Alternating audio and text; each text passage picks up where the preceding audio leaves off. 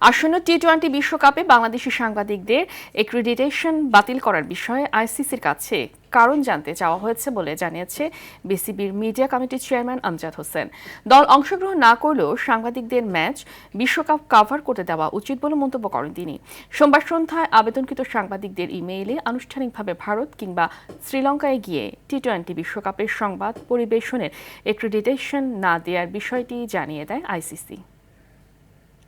আমাদের দল কখনো পার্টিসিপেট করেনি, বাট আমাদের গণমাধ্যম রিপ্রেজেন্টেশন থাকে, যেহেতু আমরা ফিফার একজন মেম্বার। সো আমরা মনে করি যে কোনো ক্ষেত্রেই আমাদেরকে সেই সুযোগটা দেওয়া উচিত ছিল আমাদের গণমাধ্যম কর্মী এটা কভার করার জন্য।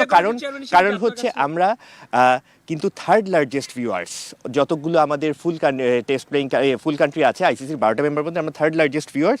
সো আমাদের দেশ না খেললেও কিন্তু বিশ্বকাপ কিন্তু হচ্ছে, এবং আমাদের গণমাধ্যম কর্মীরা হয়তো সেটা আমাদের দর্শকদের কাছে উপস্থাপন করতে পারে। গতকালকে এই সিদ্ধান্তটা এসেছে এবং তারপরে আমরা জানতে চেয়েছি, তার আমরা ব্যাখ্যা জানতে চাওয়া হয়েছে যে এই ব্যাপারে। ওইটা আপনারা জানেন যে ইন্টারনাল এবং কনফিডেন্সিয়াল বিষয়।